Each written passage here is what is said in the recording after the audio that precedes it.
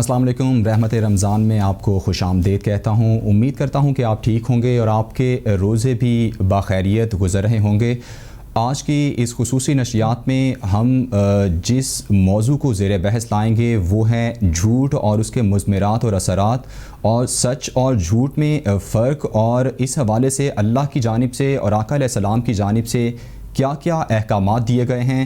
اور چونکہ قرآن پاک میں اللہ کی جانب سے بارہا دفعہ جھوٹ نہ بولنے کی تلقین کی گئی اور سچ بولنے کی بارہا دفعہ تلقین کی گئی۔ آقا علیہ السلام نے بھی اسی طرح جب نشانیاں بتائیں منافق کی، تو اس میں ایک نشانی یہ بھی تھی کہ وہ جب بھی بولتا ہے جھوٹ بولتا ہے۔ آقا علیہ السلام نے ایک جگہ پر اور بھی فرمایا کہ جو بھی انسان جھوٹ بولے گا، جھوٹ برائی کی طرف لے کر جاتا ہے اور برائی جو ہے وہ جہنم کی طرف لے کر جاتی ہے، اور جو سچ بولے گا وہ اچھائی کی طرف جائے گا اور اچھائی بہرحال جنت کی طرف لے کر جاتی ہے۔ اسی حوالے سے بات کرنے کے لیے اسٹوڈیوز میں میرے ساتھ ایک بار پھر پروفیسر محمد خالد پراچا صاحب موجود ہیں۔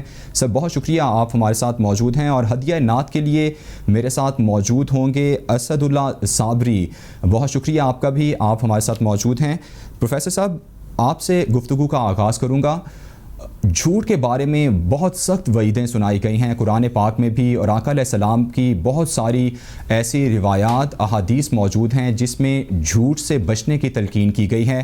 میں آپ سے سب سے پہلے تو یہ چاہوں گا کہ قرآن و سنت کی روشنی میں اس موضوع کو تفصیلاً ہمیں بتائیے گا کہ جھوٹ کے بارے میں کیا کیا احکامات دیے گئے ہیں۔ بسم اللہ الرحمن الرحیم۔ اصل میں اللہ تعالیٰ نے ہمیں جو صفات عطا کی ہیں ان میں گویائی، شناخت، بیان کرنا، بتانا، دیکھنا، یہ ساری صفات ہیں اللہ تعالیٰ کی۔ اللہ تعالیٰ نے ان صفات میں ہی ہمارے ساتھ حق کو جاننے، پہچاننے، بیان کرنے کی صلاحیت رکھی ہے۔ اسے ہم کہتے ہیں یہ سچ ہے۔ اور ان باتوں کو جیسے ہم دیکھتے ہیں کسی منافع کے لیے، کسی منصب کے لیے، کسی لالچ میں، کسی کو خوش کرنے کے لیے، اور کوئی اپنی غرض و غایت پوری کرنے کے لیے اس بات سے انحراف کرنا اور اس بات کو چھپانا اور جو نہیں ہے فی الواقع اس کو بیان کرنا، یہ جھوٹ کہلاتا ہے۔ اب جھوٹ کی اللہ تعالیٰ نے یہ صفت رکھی ہے یا خاصیت رکھی ہے کہ اس سے فساد، وقتی اغراض تو ہو سکتا ہے پوری ہو جاتی ہوں، لیکن فساد پیدا ہوتا ہے، بدامنی پیدا ہوتی ہے، کوئی حقدار اپنے حق سے محروم ہو جاتا ہے اور کوئی نا حقدار جو ہے اس کا حقدار بن جاتا ہے۔ یہ جھوٹ کی صفت ہے۔ اور سچ کی صفت یہ ہے کہ یہ اس سے معاشرے میں امن پھیلتا ہے، خوشحالی پھیلتی ہے، رونق آتی ہے اور تعلقات بہتر ہوتے ہیں۔ اور سب سے بڑی بات جو سچ کی شہادت میں کہی وہ خود اللہ تعالیٰ نے فرما دی، ان اللہ مع الصادقین، کہ اللہ تعالیٰ سچ بولنے والوں، سچ پہ انحصار کرنے والوں کے ساتھ ہے۔ اچھا پروفیسر صاحب، کچھ استثناء، چونکہ کوئی بھی، میں یہ سمجھتا ہوں کہ دنیا میں شاید ہی کوئی ایسی چیز ہو کہ جس کا استثناء نہ ہو، ایسے ہی جھوٹ بولنے کے حوالے سے بھی کچھ روایات موجود ہیں کہ ایسے کچھ معاملات اگر ہوں تو وہاں پر از راہ اصلاح جھوٹ بولا جا سکتا ہے۔ اس حوالے سے آگاہ کیجیے گا۔ دو تین باتیں بڑی مشہور ہیں۔ ایک یہ کہ جب نبی صلی اللہ علیہ وسلم اور جناب سرکار دو عالم حضرت محمد صلی اللہ علیہ وسلم ہجرت کے سفر پہ جا رہے تھے تو انہوں نے، کفار مکہ نے اعلان کر رکھا تھا کہ جو ان کی خبر لائے گا یا جو گرفتار کر کے لائے گا اسے 100 اونٹ دیے جائیں گے۔ لہذا بہت سے ڈھونڈنے والے مختلف سمتوں میں نکل کھڑے ہوئے۔ مکہ والے تو پہچانتے تھے، لیکن دیہاتوں کے لوگ، جو ارد گرد کے لوگ جنہوں نے دونوں شخصیات کو دیکھا ہوا نہیں تھا، وہ بھی آئے۔ اور راستے میں کوئی آدمی ملا، ابو بکر صدیق رضی اللہ تعالیٰ ذرا آگے چل رہے تھے، اس نے پوچھا یہ کون ہیں؟ تو ابو بکر صدیق رضی اللہ تعالیٰ نے کہا یہ ہادی ہیں، یہ ہادی ہیں۔ اس بات کو پھیلا کے لوگوں نے کافی سارا اس کے ارد گرد مواد جمع کیا ہے کہ جی اس طرح جھوٹ بولنا مطلب نا اس کے حق میں، یہ جھوٹ نہیں ہے، اصل میں یہ فکرے کی ایک طرح سے مصلحت کے مطابق گویائی ہے کہ انہوں نے فکرے کو اس طرح ترتیب دیا کہ نبی چونکہ ہدی بھی ہوتا ہے۔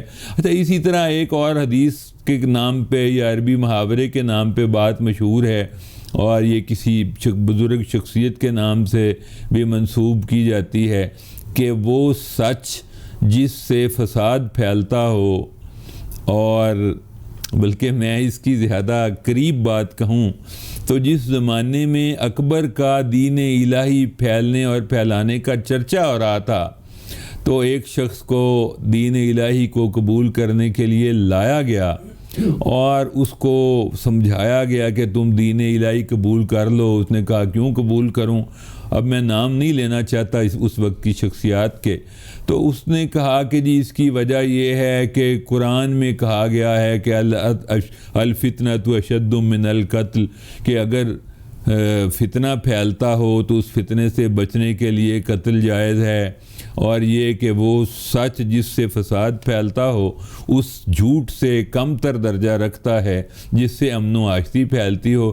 ایمان دل کا معاملہ ہے، تو دل میں جو مانتے ہو مانتے رہو، لیکن ظاہر میں اکبر کا دین الہی قبول کرتے رہو۔ اچھا، اسی مجلس کا ہی ایک عجیب واقعہ ہوا کہ مان سنگھ جو تھا وہ اکبر کے ساتھ بیٹھا تھا۔ جب مان سنگھ کو کہا گیا کہ تم بھی دین الہی کے قبول کرنے کا اعلان کرو، تو اس نے کہا جناب میری جان حاضر ہے اور میرا سر حاضر ہے، لیکن میری جان بھی جا سکتی ہے، میرا سر بھی جا سکتا ہے، میں اپنا دین بادشاہ کی رضا کے لیے نہیں چھوڑ سکتا۔ تو یہ تو ایک کافر کا معاملہ ہے۔ ہم اس کی تشریح میں کئی مواقع ایسے ہوتے ہوں گے جہاں اتنی شدت کا معاملہ ہوتا ہو جان جانے کا، ورنہ یہ فکرے زیادہ مشہور ہیں کہ مصلحت کا معاملہ جو ہے اس کے تحت جھوٹ بولا جا سکتا ہے۔ ابھی میں سوشل میڈیا پہ شاید آپ نے بھی یہ جملہ دیکھا ہوگا کہ ایک جاپانی بچی نے اپنی کلاس فیلو پاکستانی بچی سے پوچھا کہ یہ روزہ کیا ہوتا ہے، سنا ہے تم اس میں سارا دن کچھ کھاتے نہیں۔ اس نے کہا صرف ہم کھاتے نہیں ہیں، اس دن ہم جب روزے سے ہوتے ہیں ہم جھوٹ بھی نہیں بولتے، ہم ملاوٹ بھی نہیں کرتے، ہم یہ بھی نہیں کرتے، ہم وہ بھی نہیں کرتے۔ تو اس نے کہا ہم تو یہ سارا سال ہی نہیں کرتے۔ یہ اپنے نا قوموں کے معیارات ہیں، ہم ذرا الگ معیارات کی طرف آ گئے۔ جاری رکھیں گے، آپ سے رہنمائی مزید بھی لیں گے۔ ابھی علیہ السلام پر درود و سلام بھیجنے کے لیے میں درخواست کروں گا، ہمارے ساتھ نعت خواں اسد اللہ صابری صاحب موجود ہیں، آپ سے درخواست کروں گا کہ ثنا خوانی کیجیے اور ہمارے دلوں کو منور کیجیے۔ کیسے سمجھیں گے تیری شان زمانے والے، کیسے سمجھیں گے تیری شان زمانے والے، خود مٹیں گے وہ تیرا نام مٹانے والے، خود مٹیں گے وہ تیرا نام مٹانے والے۔ کیا ضرورت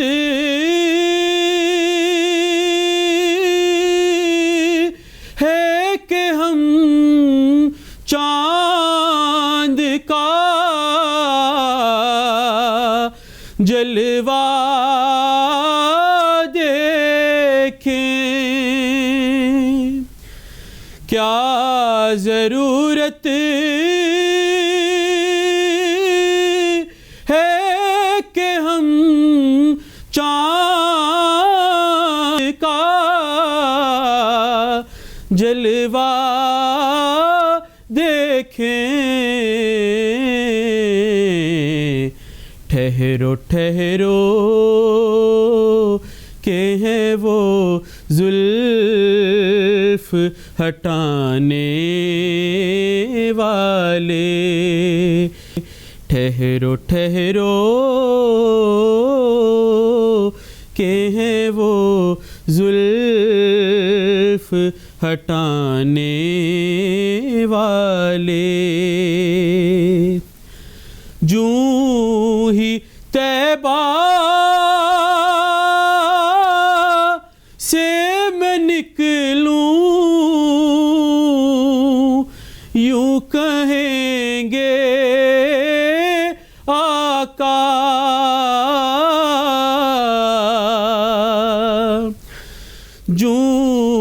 ویلکم بیک جی.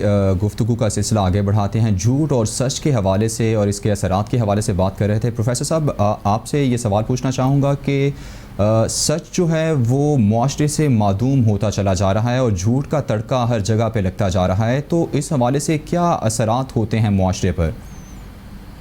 ایسے ہے جی کہ بنیادی طور پہ تو اللہ تعالیٰ نے جو اعلان فرمایا وہ یا ایھا الذین آمنوا اتقوا اللہ وقولوا قولا سدیدا تھا کہ اے لوگو اچھی بات کہو. یہ ایک عمومی حکم ہے اور جب بھی بات کرو سیدھی بات کرو. اور پھر اللہ تعالیٰ نے اس کے اثرات جتائے کہ جی اس کے وجہ سے تمہارے گناہ معاف کر دیا جائیں گا، نیکی کا درجہ بلند ہوگا یا معاشرے میں نیک رویے عروج پائیں گے. اور کہا کہ اگر ایسا تم کر لیتے ہو تو پھر تم کامیاب ہو گئے. اور کامیابی کو بھی اللہ تعالیٰ نے کہا فوز عظیمہ، کہ یہ بڑی کامیابی ہے. یہ تو ہے اللہ تعالیٰ کا حکم اور ہمیں کی گئی نصیحت. اب اگر ہم ڈکشنری کے معنوں کی طرف آ جائیں یا تفصیلات کی طرف آ جائیں تو کہا جاتا ہے کہ جی سچ، ویسے امام غزالی نے احیاء العلوم میں اس کے 6 درجے بیان کیے ہیں. علماء نے 6 کو 3 درجوں میں بیان کر دیا ہے کہ سچ وہ ہے زبان کی سچائی، یعنی جو دل میں ہے وہی زبان پہ آئے. صحیح. اور دل کی سچائی جو دل چاہتا ہے وہی زبان پہ آئے. صحیح. میں بظاہر تو بڑے خشوع و خضوع سے نماز پڑھتا ہوں، بڑی سخاوت کرتا ہوں، لیکن میں کیا کر رہا ہوں یہ میں جانتا ہوں، میرا دل جانتا ہے یا میرا مالک جانتا ہے جو دلوں کے حال جانتا ہے. اور تیسری چیز ہے عمل کی سچائی. ہم نے سچ کو یہ سمجھ لیا ہے کہ یہ صرف لفظوں کا نام ہے. سچ ایک مجموعی رویے کا نام ہے جو ہمارے لفظوں میں بھی نظر آنا چاہیے، ہمارے دل میں بھی ہونا چاہیے اور ہمارے رویے میں بھی ہونا چاہیے. ابھی میں مثال دے کے بات کروں گا کہ جسٹس نسیم حسن شاہ صاحب جو ہیں ٹی وی پہ ایک انٹرویو دے رہے تھے. انہوں نے کہا جی ہم پہ بڑا دباؤ تھا بھٹو کو سزا دینے کا.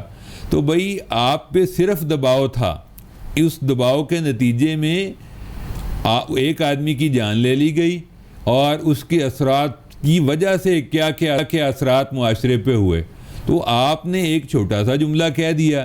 اب اگر ہمارے عمل میں سچائی ہوتی تو ہم ان ساری خرابیوں سے بچ گئے ہوتے. اچھا ہمارے قول کی سچائی ہے کہ جی آج ہم دیکھ لیں کہ جی جیسے سیاسی جماعتوں کے ترجمان آتے ہیں ٹی وی پہ اور وہ جو بات ایک دن کسی اور چیز کی وکالت کر رہے ہوتے ہیں، اگلے دن کسی اور کی، اگلے دن کی مال چھپایا کسی اور نے، چرایا کسی اور نے، وکالت کوئی اور کر. بھئی وہ چرانے والا خود آگے کیوں نہیں کہتا کہ میں خدا کو حاضر ناظر جان کو کہ کہتا ہوں کہ یہ جو الزام ہے مجھ پہ غلط ہے. اور ہم نے ایک عجیب مطلب ہے نا ملمہ سا بنا لیا ہے. ملمہ یہ بنا لیا ہے کہ ہم یہ تو نہیں کہتے کہ یہ الزام غلط ہے یا کیوں غلط ہے، ہم یہ کہتے ہیں جی ہمیں انتقام کا نشانہ بنایا جا رہا ہے. اچھا جی جو آدمی ذخیرہ اندوزی کر کے بیٹھا ہے وہ کہتا ہے جی تبصرے وہ آدمی کرتے ہیں جنہیں مارکیٹ کی ورکنگ کا ہی پتہ نہیں ہے.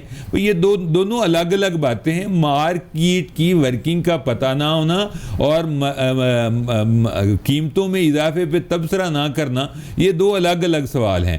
ہم لوگوں نے جو سوال کرنا تھا وہ یہ تھا کہ ہم اپنے زبان سے سچ بات کہیں، اپنے دل میں سچ کو جگہ دیں، اور اپنے فکر میں، سوچ میں، کردار میں سچ کو جگہ دیں۔ اللہ تعالیٰ نے سچ کے ساتھ جو وعدے کیے ہیں وہ میں نے پہلے عرض کیا کہ اللہ تعالیٰ کہتا ہے کہ اس سے تمہارے گناہ معاف ہو جائیں گے، تم پہ رحمتوں کا نزول ہوگا، تمہیں کامیابی کا راستہ مل جائے گا۔ ہم ادھر نہیں جا رہے، ہم جھوٹ پہ جھوٹ، جھوٹ پہ جھوٹ اور جھوٹ پہ جھوٹ لے کے چل رہے ہیں، اور اس کی وجہ سے ہے کہ ہم حق بات سے دور ہوتے جا رہے ہیں۔ آپ بتا رہے ہیں کہ اللہ کی جانب سے یہ فرمایا کیا کہ سچ کا راستہ ہی کامیابی کا راستہ ہے، اور وہ بڑی کامیابی ہے۔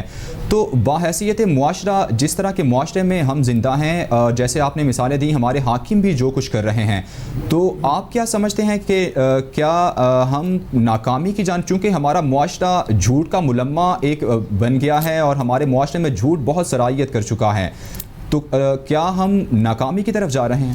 جی ہم ناکامی کی طرف جا کیا رہے ہیں جی، ہم جسے کہتے ہیں مشکل لفظ ہے، کار مذلت میں ذلت کے گڑھے میں گرے ہوئے ہیں۔ ہمارا اس سے برا مقام کیا ہو سکتا ہے کہ ہم لوگ ایک ذہن میں میری بات چپکی ہوئی ہے کہ جس زمانے میں مال روڈ پہ بھی کوئی 45-50 پہلے تانگے چلا کرتے تھے، تو میں تانگے پہ سفر کر رہا تھا مال روڈ پہ، جب ایک مشہور عمارت آئی تو جو آدمی جناح کیپ میں اگلی سیٹ پہ بیٹھا تھا اس نے کہا یہ وہ عمارت آ گئی ہے جہاں سب سے زیادہ جھوٹ بولا جاتا ہے، جہاں سب سے زیادہ جھوٹ بولا جاتا ہے۔ اس کے بعد ایک مسجد آ گئی اور اس نے کہا کہ یہ دوسری وہ جگہ ہے، یہ ان دو جگہ پہ جھوٹ بولا جانا بند ہو جائے تو معاشرے میں پتہ نہیں کیا کیا اچھائیاں آ جائیں۔ اچھا اس وقت مجھے لگا کہ جی ایک عدالت ہے، ایک مسجد ہے، ان دونوں عمارتوں کا، دونوں جگہوں کا کیا تعلق ہے؟ یہ اس زمانے کی بات ہے جب میں 8ویں 7ویں 9ویں میں پڑھتا تھا۔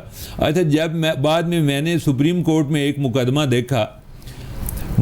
دیکھا اور اس میں 2 بڑے نامی گرامی وکیل ملک کے حصہ لے رہے تھے، اور میں اسلم ریاض حسین صاحب بڑی نیک نام جج تھے، وہ عدالت کی کرسی پہ براجمان تھے، تو میں اپنے بڑوں کے ساتھ آیا، میں حیران تھا کہ یار وہ لوگ جن کو بار ہم پوجا پاٹ کا درجہ دیتے ہیں وہ عدالت میں اس ٹھسے سے جھوٹ بول رہے ہیں، اور اس جھوٹ کا مجھے بھی پتہ ہے چونکہ میں جس جگہ سفر کیا جہاں ہم بیٹھے میں نے بہت سی باتیں سن رکھی تھی۔ میں نے اپنے ابا جی سے سوال کیا کہ ابا جی یہ عجیب بات نہیں ہو رہی کہ ہم عدالت میں سپریم کورٹ کے سامنے جج بڑے بڑے وکیل جھوٹ بول رہے ہیں؟ اچھا میرے ابا جی نے جو مجھے جواب دیا نا وہ ایک سادہ آدمی کا جواب نہیں تھا، لیکن انہوں نے بھی مجھے پورا سچ نہ بتایا۔